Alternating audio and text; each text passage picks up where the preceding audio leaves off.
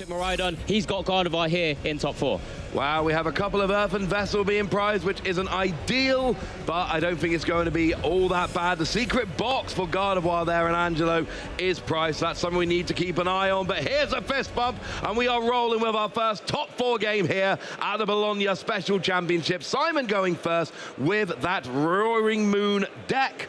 And we've got ourselves a Mew in the active. That's not a bad little starter. Not bad at all, but he's not facing up against one of those routes. It's a Monkey Dory in the active. 110 HP, maybe a stretch too far for this opening turn for any naughty shenanigans from the poison donk aspect. But I'm sure Simon would still setting up that board state.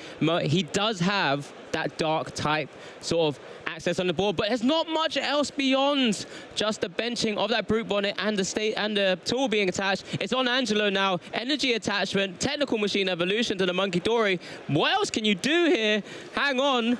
Wait, he's got to have... Okay, he has at least got an INO in hand, so we're not going to see a result quite that quick. There is going to be something going on here in addition to just attaching to Monkey Dory, but you don't like doing this. Like, Simon clearly didn't have a very good turn 1, so you don't really like giving your opponent a hand refresh. We do get Pheasantipity on the board here as well, though. It's not going to do much good now, but that is going to draw cards as we go through this game. Yeah, absolutely. I think there was just a bit of the fear factor if Angelo did not hit anything off the Iono to find another Pokemon as an example, and it meant they would just spin that lone Monkey Dory in their active spot, staring down at a free retreat Mew and what Simon could do on his turn. So Pheasantipity did hit the board nice and early, which does mean there is no opportunity to just get benched out of this game. Yeah, if you have no Pokemon remaining, you do lose the game. So you know what?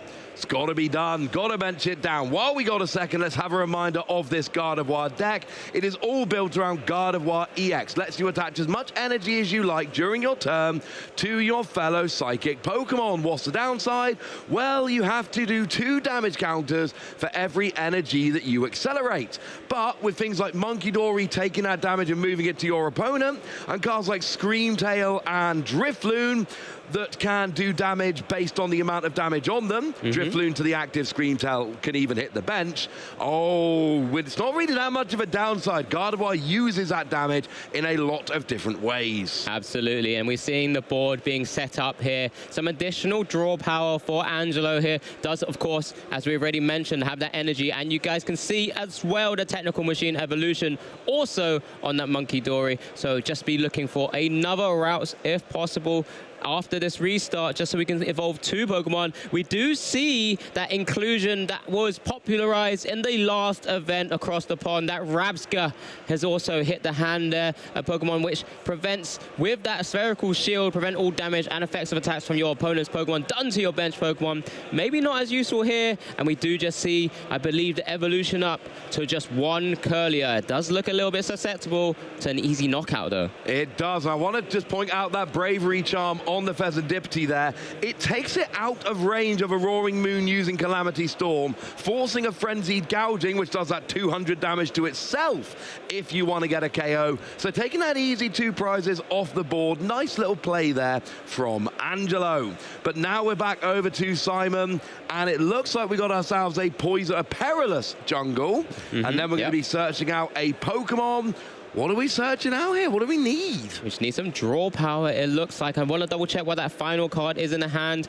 It does have to discard away that Squawkabilly EX, that fantastic card, which you can use its ability Squawk and Sneeze on its first turn to start bursting through and into the key combo cards you require to win multiple matchups here. But of course, Simon was unable to do so, so Squawkabilly EX is no longer useful.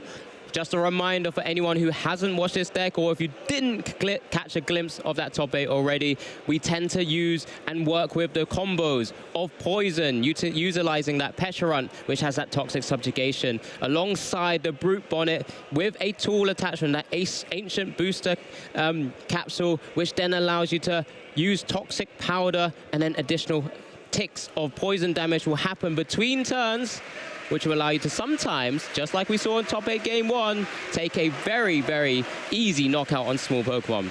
Easy knockout on small Pokemon with Poison. Big KOs with Roaring Moon EX. And that Frenzied Gouging, which literally one-hit KOs whatever's in front of you. The combination so far serving Simon very, very well in Bologna here. Now, we're using Mew's ability.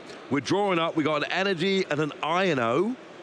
We're using that Toxic Powder here now, poisoning both active Pokemon. Of course, Mew can just retreat, and this is where that Petron goes into the active position, that Toxic Subjugation. As long as this Pokemon is in the active spot, you put 5 more damage counters on your opponent's poison Pokemon during Pokemon checkup. So look at the damage counters just tick up there. If Angelo does not maneuver that Munkidori out of the active spot, it will mean it will be KO'd, coming back into Simon's turn. But that Dark Energy's also hit the field here. Mew restart for 1 card. Ross, has that been useful at all? I don't know. I did not see what he drew. He is going to be able to retreat to something. Oh, it's a Professor's Research. Yes, Alex. Yes, it is going to be useful. New hand of 7 cards here from the Professor's Research. The good news is 3 of those damage can go over from the Munkidori. Bad news is that doesn't actually take it out of being KO'd by Poison. It still needs to get out the active or it will go down during Pokemon Checkup. Yep, so that is going to be the key aspect here, because we do see another route hit the field. That Curlier no longer just the only lone god of our line that's available on Angelo's side of the board. That Munkidori, of course, can just retreat by paying the 1 retreat cost that it has, as it can just put that Psychic Energy that was initially attached to it into the discard pile, especially where it wants those energies to be, as the Drifloon is maneuvered into the active spot. Poison removed from the Munkidori. Now Poison, no, sorry, not Poison, Adrenabrain can now manipulate some damage counters across the board. But we're going to need a Gardevoir coming out here. Gardevoir would get energy onto the Drifloon, allow it to attack. It is just a pass, and here's the problem. Drifloon is well in range of that Poison package we just saw. It's got 70 HP. Poison was doing 80 damage, so yes, the Munkidori has been saved, but that Drifloon is not going to be lasting till the end of the turn. And that's what Simon really wants to do here. In the early game, take cheeky little prizes off small Pokemon using that Poison package, and that lets you build up your energy onto your Roaring Moon, and then you can go after your big KOs, things like Mew, things like Gardevoir EX, Fezandipity. That's the game plan here, and right now, seems to be working. Yeah, absolutely. That's exactly what Simon's going to be doing. He even explained that himself in the interview with me, as he does get the Petron EX. Again, another Pokemon as part of many of these combos with a fantastic ability, subjugating chains this time. Once during the turn, you may switch one of your benched Dark Pokemon, except any Petron EX, of course, with your active Pokemon. Your active Pokemon is now poisoned, but when you combo that with the Ancient Booster Energy Capsule, which allows you to remove or recover from all special conditions on Ancient Pokemon with the HP buff as well, it does mean that you don't actually have to stay poisoned, and that's the great thing about it, as we do get some Mew drawing as well with that restart ability. 2 cards, working off a small hand size right now. I think still has an Iono in hand, does. Yeah, that would give a nice hand refresh here. Do you want to help out your opponent? How good do you think their hand is? You can do nothing right now but announce the ability from Brute Bonnet, and you will get that KO on the Drifloon with Poison. You've got the Petron in the active. You've got Perilous Jungle there. You do have a couple of energy and the Ancient Booster Energy Capsule onto Roaring Moon. So we are going to see the Iono played here. Continue to advance your board. You don't necessarily need anything this turn, but the more you can set up for future turns, the better, because this is not one of those decks that's got lots of draw engines which are going to be helping you out in the mid to late game. So getting set up, thinning out your deck, these are all useful things to do in the early game. Absolutely, and so important was one of those cards that was also in that hand from the restart was that Pokemon Catcher. When you're having to often use cards, or supporters I should say, like Professor Sada's Vitality, you don't often get a chance to use the supporters like Boss's Orders to bring an active or bench Pokemon to the active spot. So comboing, drawing more cards with things like Pokemon Catcher, yes, it is on a coin flip, but that coin flip could mean the difference between winning and potentially losing a game, and that's why it's so important to try and play multiple of those, get those heads, and target down the Pokemon you need to target, as we do see now the Toxic Powder being utilized. And that's going to mean a KO on the Drifloon. It will take 8 damage counters for poison between turns. That is enough to KO it. And that's the thing. It's not just that Simon's taking a KO here, but that Drifloon is potentially a very useful attacker. Well, not anymore. It's completely gone. So now we see a Ralts in the active. Do we have a Candy Gardevoir? Yeah, it's one of those decks because you are, well, Angelo is playing the sort of build that won Portland last week. It does only have one rare candy in the list, relies heavily on those technical machine evolutions to try and burst into some of those Curliers and Gardevoir EXs, or even that Rabsca in certain matchups where possible. And then is playing sort of the fewer number of sort of nice stretchers, does have Super Rod, so there's different ways to recover. But it looks like we're just maybe targeting, oh, it's the Gardevoir EX. Maybe this is a turn that we need to start maybe gaining some traction himself here and maybe taking the pressure back onto Simon's board. And we don't necessarily need rare candy. There is a Curlier there. That is the one on the bench that goes and gets evolved up. You can always use the ability to attach to your routes and then get it out the active if you want to. That is always an option. So you do have that pivot just kind of waiting. Obviously, you've got Monkey Dory, can move 3 damage counters back, but crucially, that is not going to be enough for the 80 HP Petulant. What you could do here is essentially move damage over with Monkey Dory and then just let Petulant be KO'd by poison during Pokemon checkup. That would be an option. Absolutely, and don't forget, because we're seeing poison, well, Pokemon checkup poison damage taking knockouts at this moment in time, that Pheasantipity, which did go down as a bit of fail-safe for that Monkey Dory in case Angelo did not find any other Pokemon, you can't activate Flip the Script because that only allows you to use that ability if a knockout was taken on your opponent's last turn. Poison checkup is between turns, which means that's not possible, as we do see now that Roaring Moon in the active spot. And that's just on Gardevoir here to see how we deal with it, if possible at all. As the Routes gets 2 damage from the Psychic Embrace. Oh, here we go, Ross. That Mew genome hacking again could be the option. We see what's going on here. Free energy on there from the Mew, from the Gardevoir. You can copy your opponent's attack. You cannot, well, you could copy Calamity Storm, but unfortunately that Ancient Booster Energy Capsule is giving it too much extra HP. What you can, wait, can we do that? Do you get it? Because Calamity, Frenzied Gouging will KO itself, will it not? It will. But the Ancient Booster Energy Capsule will survive. Oh, it is a double KO. I'm just double checking it is a double KO on the Mew and the Roaring Moon because a Calamity Storm won't get the KO. Exactly. Ancient Booster Energy Capsule, now it would without it. No, wouldn't it be 10 damage short? So it is a Frenzied Gouging. It is a double KO here. Mew takes down the Roaring Moon, but it also KOs itself. And Simon's going to be able to take a pretty easy KO off this Ralts here and go to 4 prizes taken. I guess the thinking from Angelo's side is, while removing all of those energies and sort of setup that you had on that Roaring Moon EX, make it really difficult for you to knock out my Gardevoir EX on a future turn for at least the moment here, by sacrificing the Mew EX, that genome hacking. Both of us, we've been on stream for 2 genome hackings right now, Ross, for 2 massive knockouts on 2 EX Pokemon. It did have to take it down with it. It was dragged into the discard pile alongside it, of course. But it does mean Angelo has dealt with the biggest threat on Simon's board, for the moment at the very least. And one thing worth noting, this build of Simon's deck, because you're taking those early prizes with poison, you're not playing, you know, energy acceleration outside of Professor Sada's vitality. That's essentially what you're relying on here. So yes, you absolutely can get a Roaring Moon EX in, you know, set up using that. We've also got Energy Switch, so you can attach to 2 different Pokemon, then Energy Switch onto the Roaring Moon. But that's a lot to ask for at a kind of, you've got nothing, you better get it back right this second. It's doable, but you're asking your opponent to have a lot. If Simon's got it, oh, I like his chances in this game. But if he doesn't, that could give Angelo the opening they need. I mean, he's still in a fantastic spot because, you know, the emphasis is now on him because the double knockout means it's on Simon's turn. Angelo still had to promote a Pokemon, chose to go with a Rouse because the others are such an important piece of the puzzle in terms of actually trying to take this game down. But it does mean Simon could just potentially go back into that Petulant once again. And with Toxic Subjugation and the Perilous Jungle, that 80 damage ticker from poison will be more than enough to overcome the HP of the Routes. Once again, also not allowing Pheasantipity EX's Flip the Script to be active. Yes, and very important, you need to make sure you poison a Mew and then retreat into the Pecharunt so you avoid the KO from Munkidori's Adrenabrain ability. You need to make sure you've got 4 damage counters going into your opponent's turn, not 5. This is what Munkidori does. You've always got to be wary of Munkidori.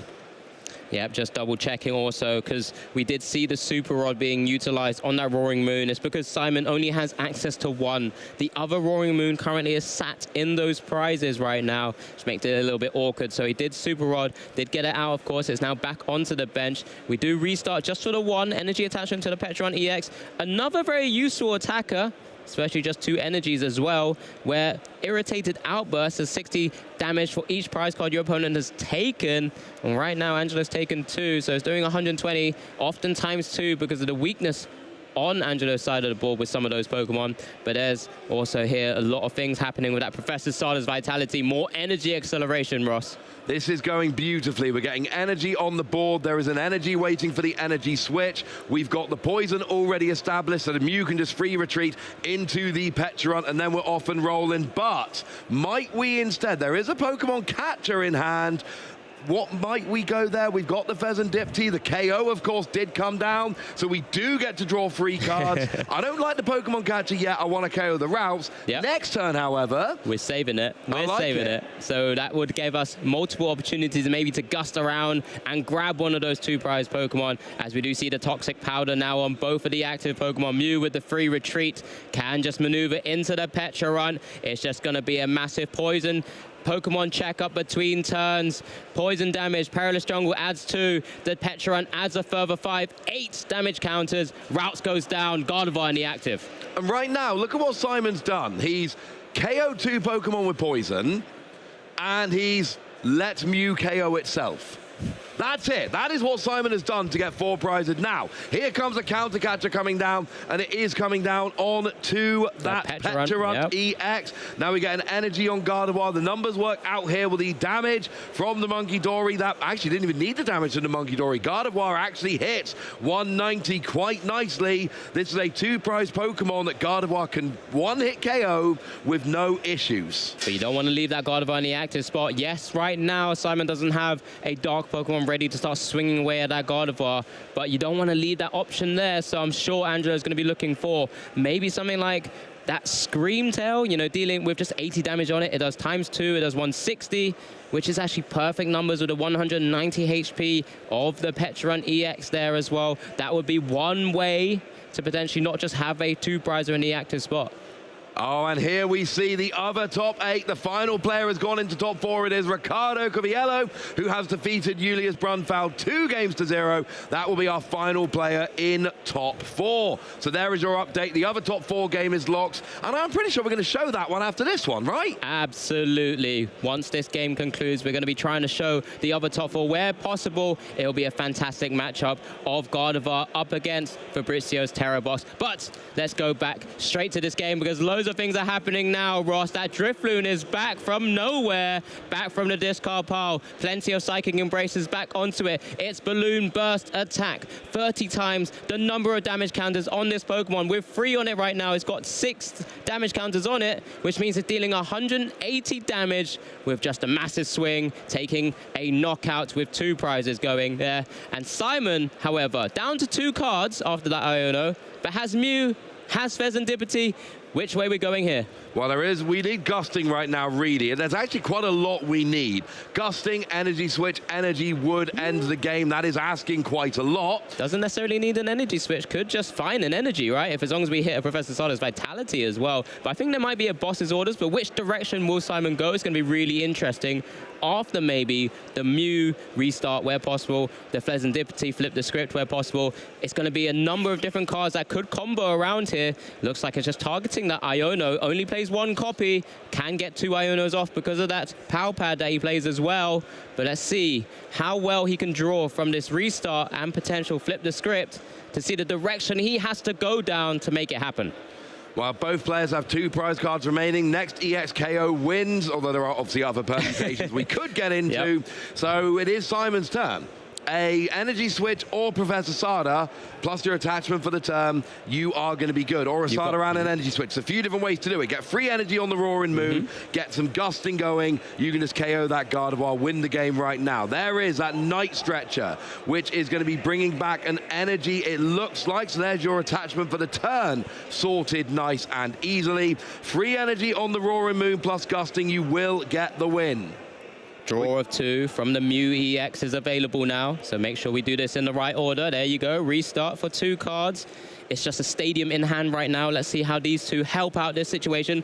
Squawkabilly and the Dark Energy, not very useful. Not useful at all. Flip the script. There we go for 3 more cards. These need to be more useful than an energy and a Squawkabilly you can't play. We've got Professor Sada's Vitality. That is going to get the energy and maybe even get you a Pokemon catcher because you will be drawing 3 extra cards. That's what we're going to do. We're going to play the Professor Sada's Vitality. We are looking for a Pokemon catcher heads. That will win this game for Simon.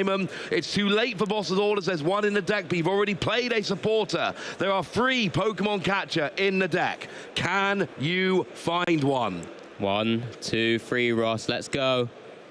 No catchers. We haven't found one. We can't even flip to see if it works. And this is where it gets really awkward because now you got to hope your opponent doesn't have any gusting shenanigans. I mean, you have to KO the Drifloon, so essentially, you're probably going to do your usual trick of KOing the Drifloon with the Pecharunt, and then hoping your opponent cannot gust up and KO the Roaring Moon.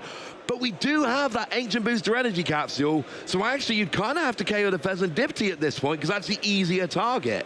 Or even the Mew EX, yeah. It was actually an even easier target. Nice little soft Mew EX, we'd like to say, with only 180 HP.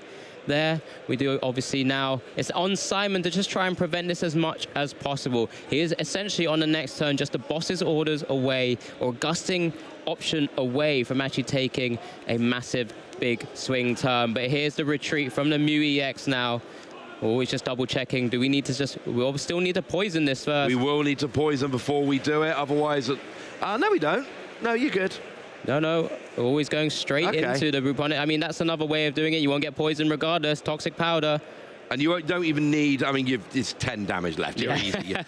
Any poison would do that. Now, it's nice and simple. Gardevoir KOs Mew. It's just gusting we're looking for. Do we have any gusting in hand? Not yet, or you would imagine it would have come down. So, we got an Artisan. We search for a Pokemon. This is pure deck thinning. There's nothing we really, or do we actually? Can we double Monkey Dory onto the Pecharunt and then KO the active Brute Bonnet? That's going to be 2 prizes, and that's going to be the win. So, do we have a Darkness Energy?